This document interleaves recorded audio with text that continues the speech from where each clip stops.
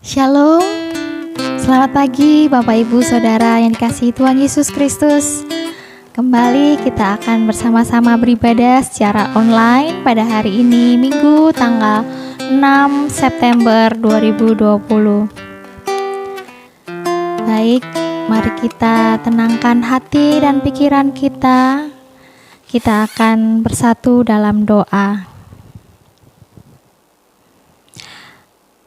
Allah Bapa kami yang di surga, kami mengucap syukur Tuhan buat kasih karunia-Mu atas segala berkat rahmat Tuhan yang senantiasa melimpah dalam hidup kami selama sepekan ini ya Bapa. Terima kasih Tuhan, kami ucapkan syukur kepadamu pada hari ini untuk kami menaikkan puji-pujian penyembahan kami kepadamu ya Bapa. Tuhan sucikan kami, layakkan kami untuk kami menyembahmu ya Tuhan. Terima kasih Bapa buat kasih karunia-Mu. Berkati ibadah kami ini ya Tuhan dari awal, pertengahan hingga pada akhirnya. Terpujilah Engkau ya Allahku yang hidup, di dalam nama-Mu ya Yesus kami berdoa dan mengucap syukur. Haleluya. Amin. Firman Tuhan dalam Mazmur 36 ayat 10 sampai 11 mengatakan, sebab padamu ada sumber hayat, di dalam terangmu kami melihat terang. Lanjutkanlah kasih setiamu bagi orang yang mengenal Engkau, dan keadilanmu bagi orang yang tulus hati. Allah Bapa, sumber kurnia. Nyanyian pujian nomor 13. Mari kita memuji dan memuliakan nama Tuhan.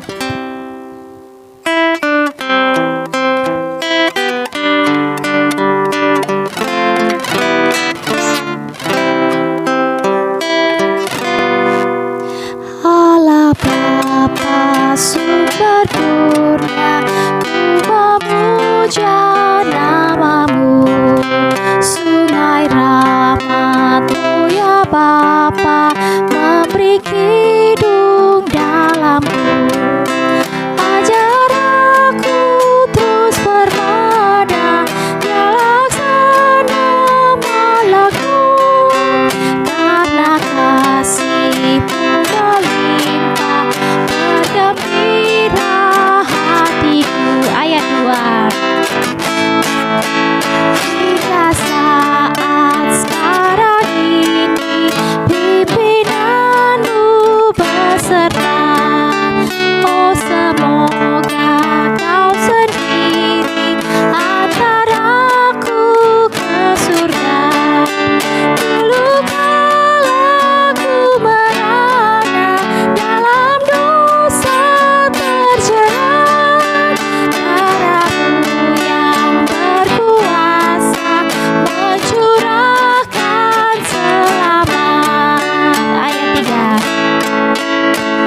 Kebajikan-Mu betapa meliputi hidupku. Kasih karunia-Mu Bapa memberi damai di kalbu. Bila ku ingin menyimpang, luruskanlah jalanku. Bila imanku bergoncang, curahkanlah kuasa-Mu.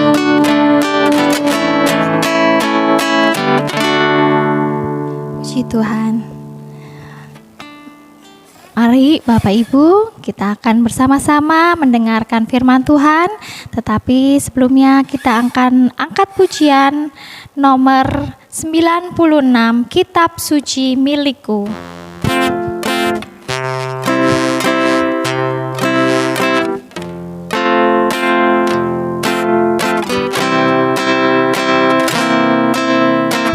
Kitab suci milikku, tak ternilai mutumu yang menilik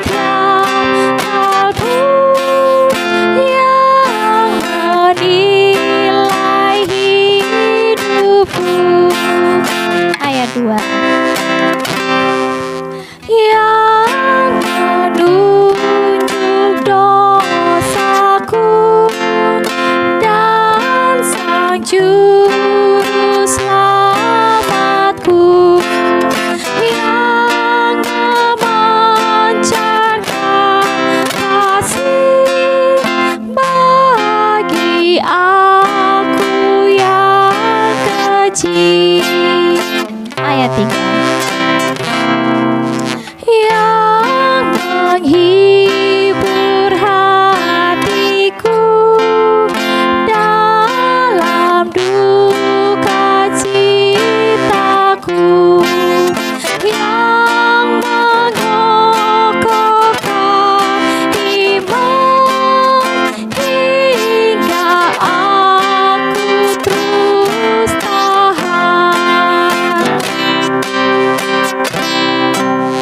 yang menunjuk ke seberang surga indah yang cerah, kitab suci milikku tak ternilai mutumu.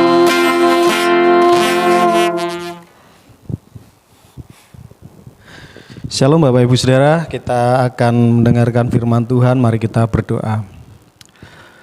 Bapa di surga, kami mengucap syukur karena Tuhan masih mempercayakan kehidupan kami untuk kami abdikan kepada Tuhan dalam ibadah, untuk kami berikan kepada Tuhan di dalam pengabdian kami, dan juga untuk kami saat ini mendengarkan firman-Mu.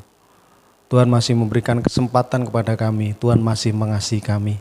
Saatnya kami mohon pengertian kepadamu untuk kami dapat memahami firman-Mu. Di dalam nama Tuhan Yesus kami mengucap syukur kepada Allah Bapa di surga. Amin. Bapak Ibu Saudara pasti tahu lagu Allah itu baik. Allah itu baik, sungguh baik bagiku, ditunjukkannya kasih setianya. Lagu ini lagu yang riang gembira, yang menyatakan bahwa Allah itu baik karena Dia menunjukkan kasih setianya. Nah, sepertinya kita menyanyikan lagu ini seperti hal yang biasa-biasa saja. Tetapi saudara, saya yakin bahwa pencipta lagu ini adalah orang yang benar-benar memahami bahwa Allah itu baik. Memahami kebaikan Allah itu adalah kasih karunia yang dicurahkan Allah kepada manusia. Sehingga dari pemahaman itulah muncullah dari hatinya untuk menulis syair dan kemudian terciptalah lagu Allah itu baik. Saudara, memahami Allah itu baik bukan hanya kita sekedar tahu saja, tetapi kita perlu menyadari bahwa Allah itu baik. Karena kita perlu menyadarinya. Kalau tidak sadar, kita tidak akan bisa merasakan kasih Allah. Kita perlu menyadari bahwa apa yang diberikan kepada kita di dunia ini itu adalah kebaikan dari Allah. Sekalipun itu kebahagiaan, sukacita, sekalipun itu duka cita, semuanya diberikan kepada kita oleh Allah karena Allah itu baik. Nah, saudara, di dalam situasi sulit pun Allah masih mengasihi kita. Allah memberikan berkat kepada kita sekalian. Nah, ini juga terjadi pada saat Adam dan Hawa melakukan dosa. Adam dan Hawa jatuh di dalam dosa, di dalam penghukuman Allah, tetapi Allah masih mengasihi mereka. Mari kita buka Alkitab kita di dalam Kejadian pasal 3 ayat yang ke-21. Saya akan bacakan untuk saudara. Dan Tuhan Allah membuat pakaian dari kulit binatang untuk manusia dan untuk istrinya itu, lalu mengenakannya kepada mereka. Sekali lagi, dan Tuhan Allah membuat pakaian dari kulit binatang untuk manusia dan untuk istrinya itu, lalu mengenakannya kepada mereka. Saudara, ini adalah penggalan ayat dari rangkaian cerita mengenai manusia jatuh ke dalam dosa. Pada saat Adam dan Hawa memutuskan untuk memakan buah pengetahuan baik dan jahat yang dilarang oleh Tuhan, di saat itulah mereka jatuh ke dalam dosa. Nah, hal yang menjadi tanda mereka tahu bahwa dirinya jatuh dalam dosa adalah ketika mereka melihat diri mereka sendiri, mereka merasa bahwa kok ada yang aneh karena mereka telanjang. Jadi hal yang pertama yang mereka lihat bahwa diri mereka adalah sudah jatuh dalam dosa adalah melihat diri mereka telanjang tanpa pakaian. Sehingga yang terjadi, Adam dan Hawa menyemat daun pohon ara, lalu kemudian mengenakannya pada tubuhnya untuk menutupi ketelanjangannya, menutupi auratnya. Lalu kemudian setelah Adam dan Hawa memperoleh hukuman dari Tuhan, mendapatkan janji pula dari Tuhan mengenai kemenangan keturunan perempuan yang akan meremukkan kepala dari ular, dan juga ketika Adam dan Hawa memperoleh janji-janji dari Allah dan kesempatan untuk meneruskan kehidupan, Adam dan Hawa diberikan sesuatu yang luar biasa, yaitu pakaian dari kulit binatang. Saudara, di dalam penghukuman sekalipun Allah itu masih mengasihi manusia. Kasih Allah itu tidak terhenti karena dosa manusia. Kasih Allah itu tidak berhenti karena manusia melakukan kesalahan. Kasihnya itu seperti matahari yang walaupun bagaimanapun bumi ini berputar, dia tetap memancarkan sinar. Apapun yang terjadi tetap memancarkan sinar. Sekalipun terjadi malam berarti nggak ada sinar matahari, ada sinar matahari. Ada di balik bumi yang lain. Sinar matahari terus memancar sekalipun ada mendung, ada awan yang menutupinya, tetapi sinar itu tetap ada. Tetap memancar sinar itu. Cuman ketutupan mendung. Jadi ketika kita melihat kegelapan atau kita berada di dalam kegelapan, bukan berarti sinar matahari tidak ada. Sinar matahari ada, tetapi di belahan bumi di bagian lain atau sedang ketutupan sesuatu. Saudara, kasih Allah itu ibaratnya seperti itu. Meskipun kita tidak bisa mengibaratkan dengan sempurna tentang kasih Allah, tetapi kasih Allah itu gampangannya seperti itu, saudara. Kita gampang memahaminya seperti cahaya matahari yang selalu ada, selalu menyinari apapun yang terjadi, dan kita tidak bisa menghentikan sinarnya. Itulah kasih Allah. Sekalipun kita mengalami kesalahan, mengalami dosa, mengalami penderitaan dan sebagainya, kasih Allah itu terus terpancar. Tidak pernah berhenti kasih Allah itu. Jadi saudara, kalau saat ini masih ada orang yang merasakan bahwa Allah tidak mengasihinya, berarti ada kesalahan kepada orang itu. Mungkin sedang ketutup awan mendung yang gelap, mungkin sedang berada di balik kasih Allah itu, tidak menghadapi kasih Allah. Kalau saat ini ada orang yang masih merasakan bahwa Allah tidak mengasihi dia, Allah meninggalkan dia, berarti orang itu tidak menyadari bahwa kasih Allah itu benar-benar nyata.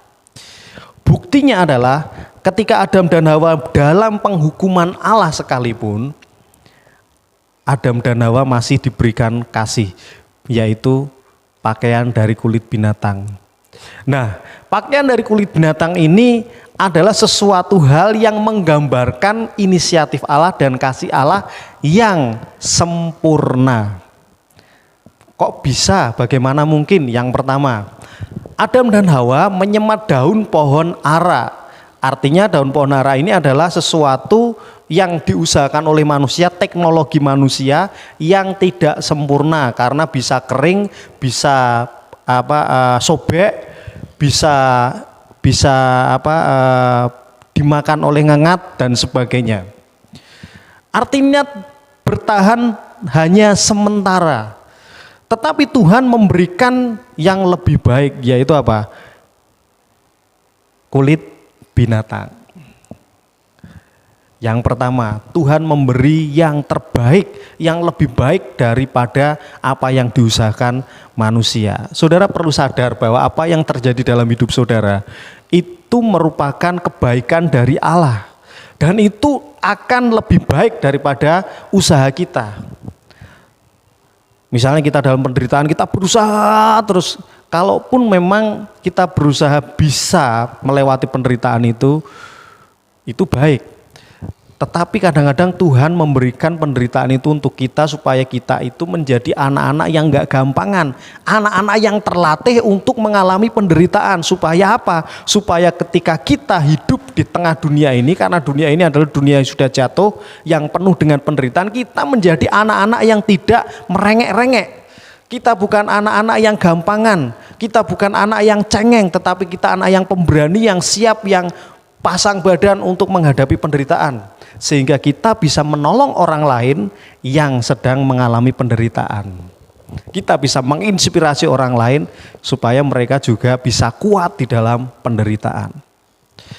Yang kedua, makna dari pakaian dari kulit binatang ini adalah tipologi. Tipologi itu adalah sebuah gambaran yang akan terjadi di masa yang akan datang, yaitu pengorbanan Tuhan Yesus Kristus. Nah, saudara, pada saat Allah memberikan kulit binatang kepada manusia, berarti di situ ada pengorbanan. Pengorbanan apa? Binatang. Kalau ada kulitnya binatang, berarti ada binatang yang dibunuh, ada binatang yang dikorbankan oleh Allah untuk menutupi ketelanjangan manusia. Jadi, Bapak Ibu Saudara, ketika Allah memberikan kulit binatang, itu Allah sedang menutupi ketelanjangan manusia dengan mengorbankan binatang. Oleh sebab itu, maka sampai di zamannya Musa, yang namanya peribadatan itu pasti ada yang namanya korban. Apalagi korban penebusan salah, ketika orang datang 1 tahun sekali ke bait Allah, kemudian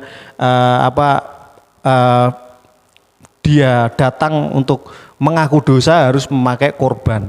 Dari zamannya Musa, dari tabernakel sampai di zamannya Tuhan Yesus, ada korban penebusan salah pasti menggunakan binatang. Dan kemudian digenapi di dalam Tuhan Yesus ketika Tuhan Yesus mati di kayu salib sebagai inisiatif Allah yang memberikan korban, yaitu anaknya sendiri, bukan untuk menutupi ketelanjangan, bukan untuk menutupi dosa, tetapi menghapus dosa manusia. Bukan menutupi saja, tetapi menghapus dosa. Nah, inilah yang disebut tipologi atau gambaran yang kemudian digenapi di dalam Tuhan Yesus Kristus.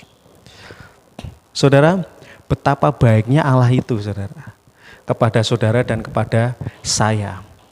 Dia menyediakan yang terbaik bagi kita. Dia memberikan penghapusan dosa bagi kita. Allah kurang baik apa? Allah memelihara hidup kita. Jadi kalau saat ini masih ada orang-orang yang berpikir bahwa Allah tidak mengasihinya, Allah meninggalkannya, Allah jahat sama dia, berarti orang ini tidak menyadari bahwa Allah itu baik. Sepertinya perlu menyanyikan Allah itu baik terus, atau membaca kitab suci supaya menyadari bahwa Allah itu memang baik. Jangan kita berpikir tentang kebaikan Allah, jangan kita ukur bahwa kebaikan Allah itu hanya materi saja. Bukan, kebaikan Allah itu adalah pemberian yang terbaik untuk jiwa kita, untuk diri kita, supaya kita menjadi orang yang dewasa. Dan pemberian Allah itu adalah kasih karunia yang diberikan melalui Tuhan Yesus Kristus, yaitu keselamatan. Itulah yang sangat penting, lebih penting daripada semuanya. Itu kebaikan Allah. Karena kalau kita berbicara tentang keadilan, berarti kita masih di dalam hukuman. Kenapa? Karena secara adil, ketika kita bersalah, kita ini berdosa, kita harus dihukum. Kita berdosa kepada siapa? Kepada Allah, Sang Pencipta. Kalau kita bersalah kepada Sang Pencipta, kita mau bayar pakai apa? Kita mau berkorban pakai apa? Tidak akan bisa. Harus Allah sendiri yang menyediakan korban, yaitu anaknya sendiri, Tuhan Yesus Kristus. Kurang baik apa Allah kepada kita? Maka kita perlu menyadari bahwa hidup kita ini adalah anugerah. Kita diberi hidup saja anugerah, apalagi kita saat ini hidup di dalam kasih karunia Tuhan. Kita percaya kepada Tuhan Yesus Kristus, kita dipilih oleh Dia. maka kita perlu mengabdikan hidup kita kepadanya. Kalau Adam dan Hawa kemudian di beberapa tahun kemudian ketika dia memiliki anak Kain dan Habil, dia mengajarkan kepada anaknya untuk memberi persembahan kepada Tuhan. Akhirnya mereka memberi persembahan kepada Allah, Kain dan Habil. Maka kita perlu juga memberikan korban, yaitu diri kita. Adam dan Hawa, memang di Alkitab tidak tertulis bahwa mereka mengajarkan sesuatu, tetapi menurut tradisi Adam dan Hawa juga mengajarkan sesuatu, yaitu korban. Dia mengingat bahwa pada waktu dia telanjang, mereka diberikan korban yang pertama, yaitu kulit binatang yang diberikan kepada mereka untuk menutupi ketelanjangan mereka. Saudara, kita perlu memberikan korban kepada Allah. Korbannya yaitu di dalam Roma 12 ayat yang pertama. Roma 12 ayat yang pertama. Karena itu saudara-saudara, demi kemurahan Allah aku menasihatkan kamu supaya kamu mempersembahkan tubuhmu sebagai persembahan yang hidup, yang kudus dan yang berkenan kepada Allah. Itu adalah ibadahmu yang sejati. Ibadah yang sejati memberikan hidup kita kepada Tuhan. Apa itu hidup? Tenaga kita, waktu kita, uang kita, materi kita, pikiran kita, dan segalanya. Makanya firman Tuhan mengatakan, kasihlah Tuhan Allahmu dengan segenap hatimu, dengan segenap jiwamu, dengan segenap akal budimu, dan dengan segenap kekuatanmu. Itulah yang kita berikan kepada Tuhan. Karena Tuhan sudah memberikan keselamatan bagi kita sekalian. Amin. Mari kita berdoa. Bapa di surga, kami mengucap syukur atas kasih-Mu, kebaikan-Mu yang memancar terus kepada manusia sekalipun manusia berbuat dosa. Dan itu tidak akan bisa menghentikan kasih-Mu yang memancar terhadap kami. Sehingga kasih-Mu itu mengubahkan kami untuk menjadi anak-Mu. Dan Kau memilih kami menjadi orang-orang yang diselamatkan untuk serupa dengan Engkau. Terima kasih untuk anugerah-Mu ya Tuhan. Saat ini biarlah kami terus menjadi hamba, menjadi umat Tuhan yang memberikan persembahan hidup kami kepadamu, supaya kami berkenan kepadamu dan membawa jiwa kepada Tuhan, supaya Tuhan juga menguduskan mereka dan mereka menjadi umat-Mu. Terima kasih Tuhan, terpujilah nama-Mu. Kami mengucap syukur atas firman-Mu, di dalam nama Tuhan Yesus. Amin. Kepadamu ku berdoa. Nyanyian pujian nomor 726 akan mengantar kita menaikkan doa syafaat.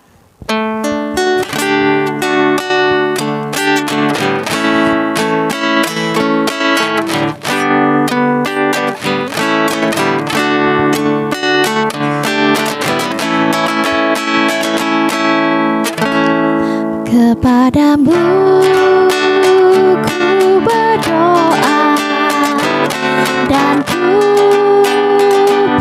minta tanda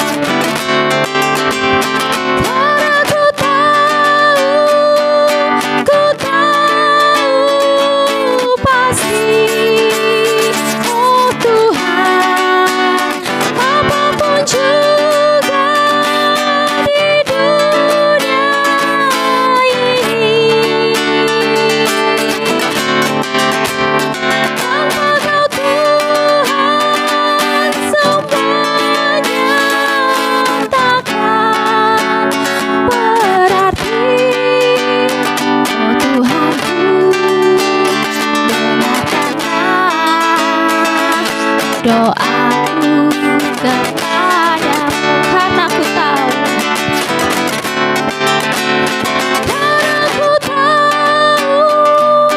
ku tahu pasti, oh Tuhan, apapun juga di dunia ini, tanpa Kau Tuhan, semuanya takkan berarti.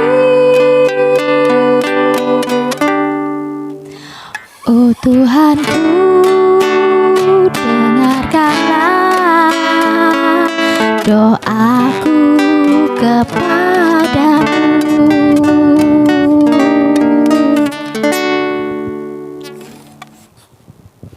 Baik Bapak Ibu Saudara, kita akan menaikkan doa untuk bangsa kita, untuk permasalahan perekonomian yang ada di Indonesia, dan juga kita berdoa untuk GGBI, Gabungan Gereja Baptis Indonesia, serta kita berdoa untuk GBI Immanuel, dan kita berdoa untuk gereja kita. Mari kita berdoa. Bapa di surga, kami saat ini menaikkan doa-doa kami untuk bangsa kami. Kami mengucap syukur Tuhan sudah memberkati bangsa kami. Kami mengucap syukur Tuhan sudah memberikan bangsa kami ini berkat yang luar biasa. Dengan alam dan juga pemerintahan yang ada, Tuhan menguatkan Jokowi dan juga menguatkan kabinetnya, sehingga sampai saat ini terus bisa berjuang untuk mengatasi permasalahan-permasalahan yang ada di Indonesia. Oleh sebab itu kami mohon berkat Tuhan supaya Engkau terus memberi kekuatan kepada Presiden kami, Presiden Jokowi, memberikan kekuatan pada pemimpin kami untuk mereka terus bertahan mengerjakan tanggung jawab mereka di tengah masalah-masalah yang ada. Tuhan memberkati mereka, berikan kesehatan, kekuatan supaya dapat mengupayakan yang terbaik bagi bangsa ini ya Tuhan. Terutama di bidang perekonomian yang saat ini sedang ada masalah ya Tuhan. Kami mohon Tuhan akan memberkati bangsa kami supaya ekonomi Indonesia ini Tuhan tetap terjaga, tidak mengalami krisis. Kami mohon supaya Tuhan akan memberkati bangsa kami.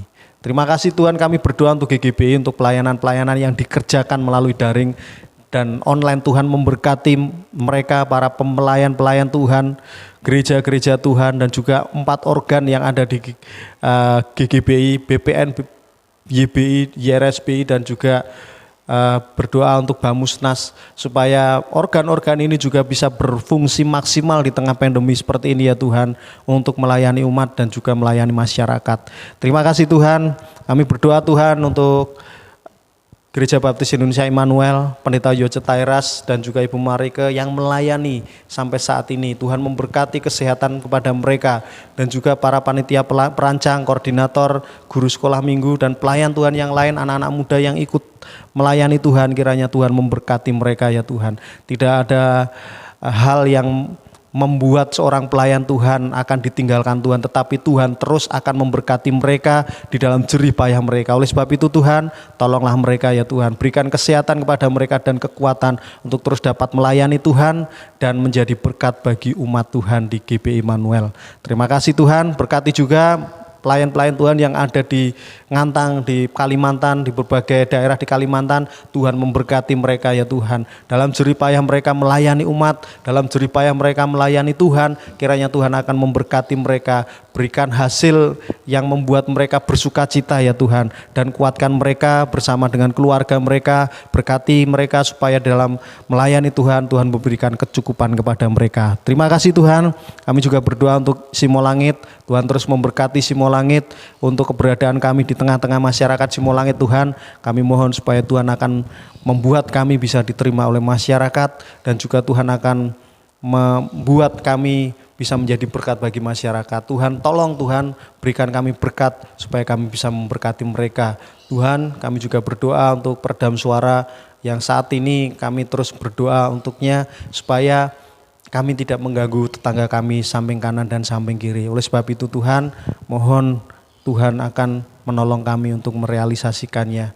Juga Tuhan, kami berdoa untuk jemaat, supaya Tuhan memberkati mereka semuanya ya Tuhan. Apa yang saat ini mereka kerjakan, apa yang saat ini mereka pergumulkan, Tuhan ada di samping mereka, Tuhan ada di sisi mereka untuk memberkati mereka. Tuhan berkati rumah tangga mereka Tuhan, memberkati anak-anak mereka, memberkati sekolah mereka Tuhan. Supaya apa yang menjadi cita-cita anak-anak, menjadi harapan bagi jemaat Tuhan, akan Tuhan sediakan tepat pada waktunya yang terbaik bagi mereka. Terima kasih, kami berdoa untuk saudara kami yang sakit, Bapak Robert, Bapak Lukas Yono, Ibu Mur, dan juga yang lainnya yang saat ini mengalami sakit, kelemahan fisik. Kami mohon jamahan Tuhan, kami mohon belas kasihan kepada Tuhan, supaya Tuhan menyembuhkan mereka, menguatkan mereka, memberikan penghiburan dan pengharapan kepada mereka. Terima kasih Tuhan. Dan saat ini Tuhan, kami berdoa untuk pelayan-pelayan Tuhan, berdoa untuk anak-anak muda yang saat ini mau terlibat melayani.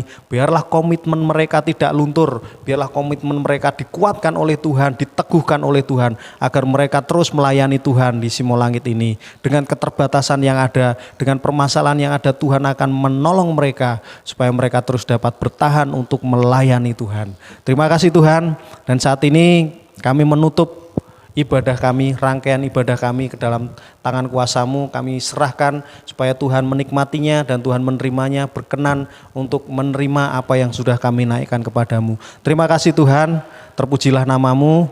Bapak Ibu Saudara, mari kita arahkan hati kita kepada Tuhan. Kita menerima berkat anugerah Tuhan. Tuhan memberkati kita sekalian, memberikan damai sejahtera kepada kita. Di dalam nama Bapa, Putra, dan Roh Kudus. Amin. Kasih karunia Tuhan kita sertai kamu sekalian.